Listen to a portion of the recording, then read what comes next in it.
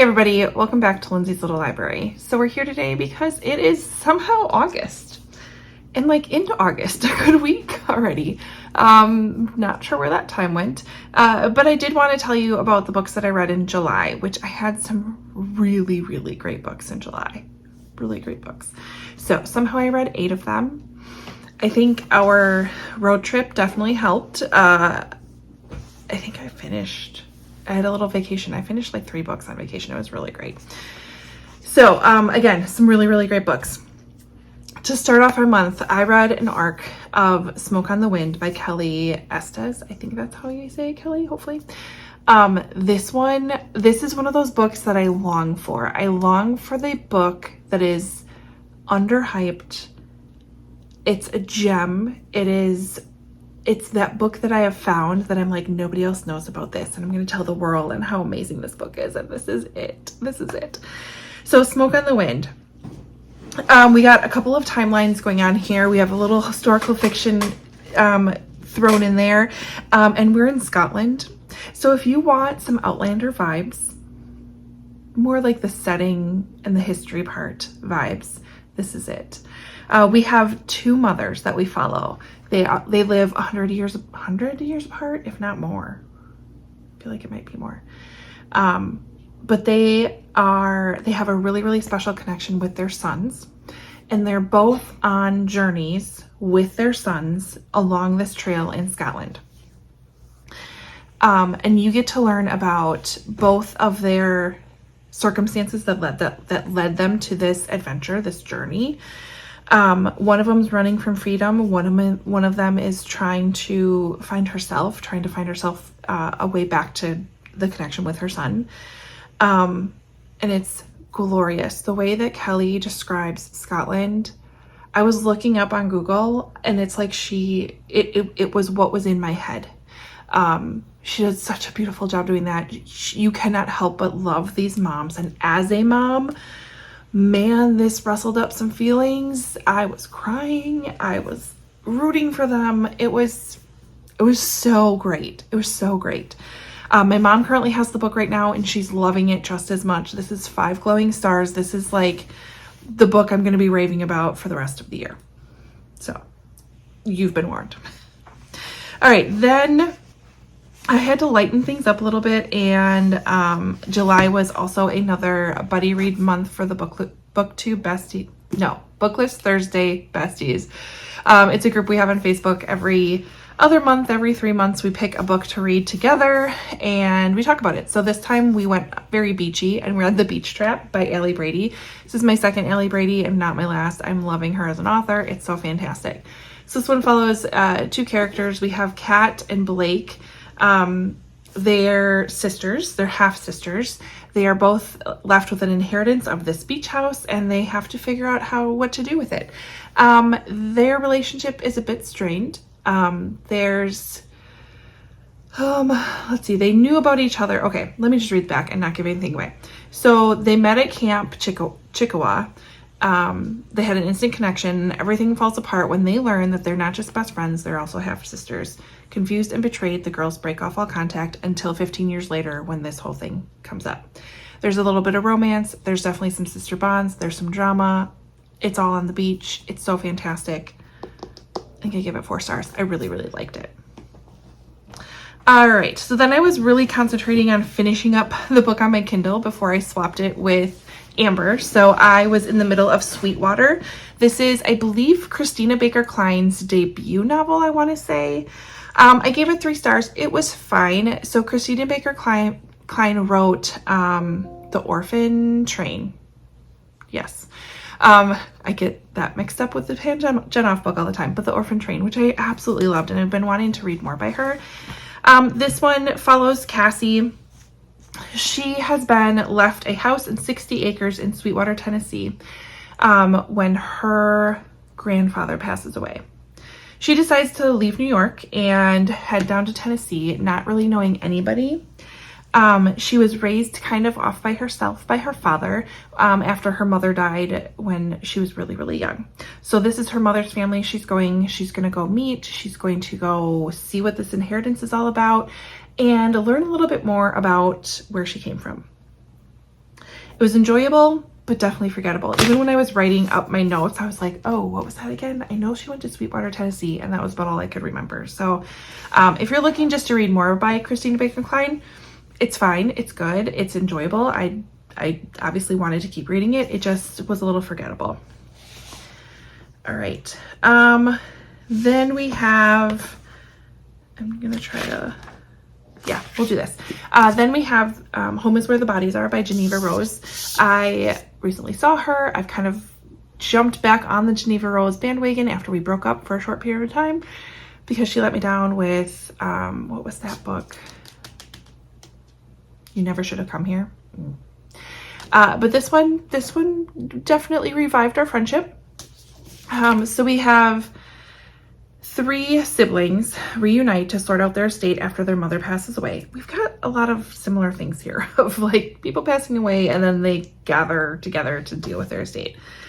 We have Beth is the oldest. She stayed with her mom, caring for her until the end. Nicole's the middle child, kept at arm's length because she's battling a really serious drug addiction. And then Michael, the youngest, has kind of moved away and washed his hands of this family, but now is back.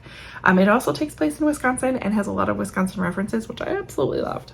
While going through their parents' belongings, the siblings stumble upon a collection of home videos and decide to revisit those moments. But that nostalgia is cut short when one of the VHS tapes reveals a night in 1999 that none of them have any recollection of, and it's not good. And then they need to kind of explore what that all means. It's short, but man, it was great. It was good. I'm gonna say 4 stars. All right, then I had my hands on Amber's Kindle for a little bit. So I got a taste of some of the books on there. So I read The Storm by Rachel Hawkins, which I remember I did a vlog about this one and I mentioned I got Rachel Hawkins and Paula Hawkins confused and I apologize for that. So The Storm by Rachel Hawkins.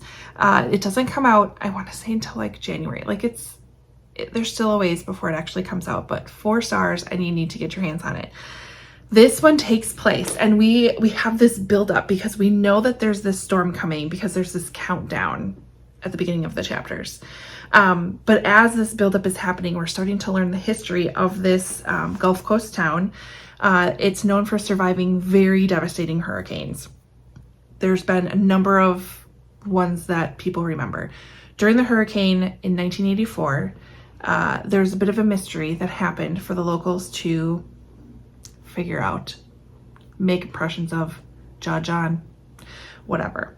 We follow Geneva. We follow a few characters, but we follow Geneva. She owns an inn in this town that has survived all of these hurricanes. And this man named August shows up and he's in town to write about this mystery that happened during the 1984 hurricane and brings the accused party with him to solve whatever this is, figure out what it is. Okay, so she's looking to clear her name when another storm is on the way. Will the truth be just as destructible as the storm?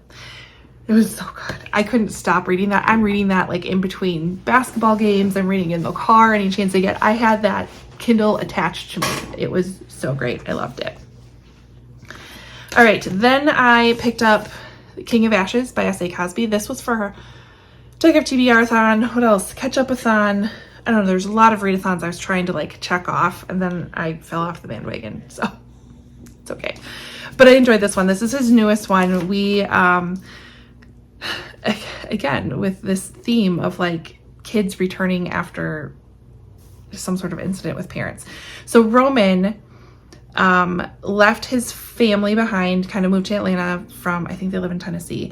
His family's business was they owned a crematorium, or they lived in Virginia. He ends up having to come back when he learns that his father was in a really, really bad accident and is in a coma, and his brother has some issues. His sister also has some issues. So he needs to come back and help the family.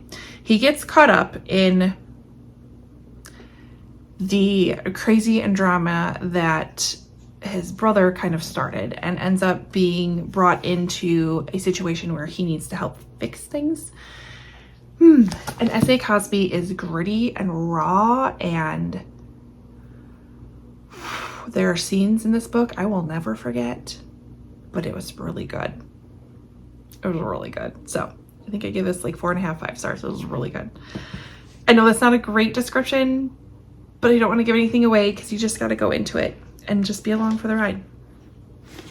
Next one I want to talk about, 2 of them are from Amber's Kindle, so they'll probably be talked about in a vlog at some point as well. So one of them is the Martha's Vineyard Book and Beach Club. This is by Martha Hall Kelly, whom I'm absolutely loving. She wrote, was it Lilac Girl? She wrote Sunflower Sisters. There's a few over there that I have.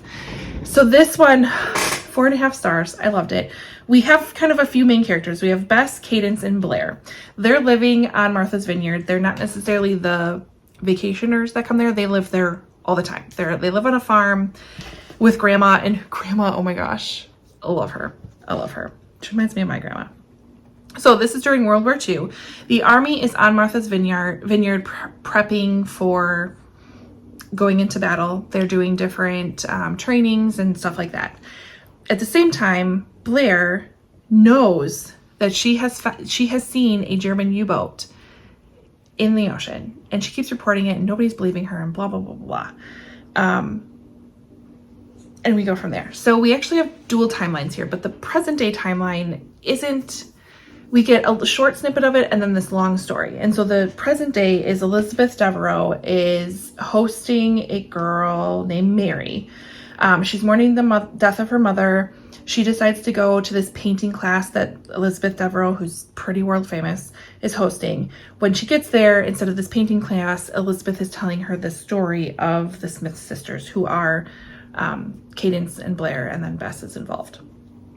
So you're getting this story, and you also have this present day, and then obviously you figure out how it all goes together. But it was great. I loved Blair. I loved Blair. I love Bess. I love them all. I love them all. And there's a little mystery. There's a little spy, little piece of it.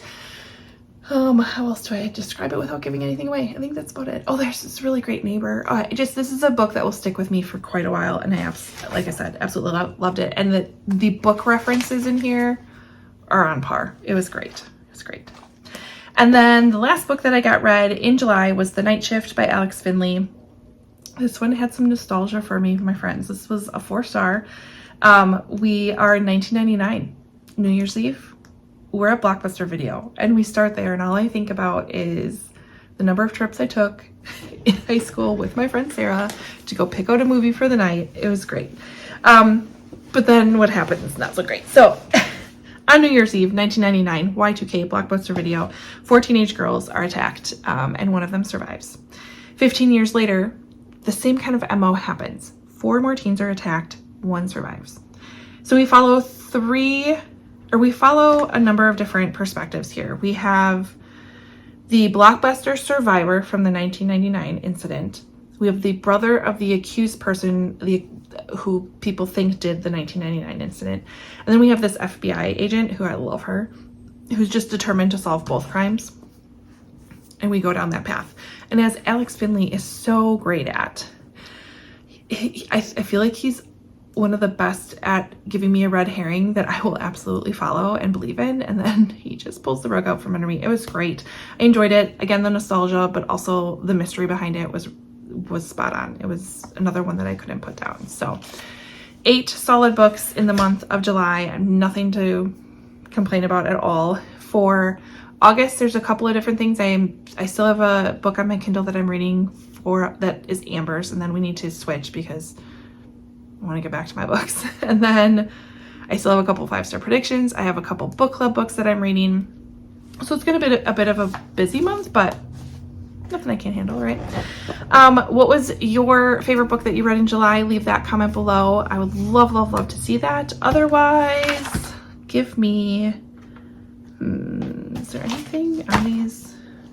Ooh, for nostalgia reasons, give me like a cassette tape like this, or something like that as an emoji. If you don't have anything to share, or if you don't want to talk bookish things and you just want to say hi, do that, or just say hi. I mean, I'd love to have that too. But let me know some good books because I like to add them to my list. And if you've read any of these, we can chat as well. So Anyways, we will see you in the next video and have a great day. Bye.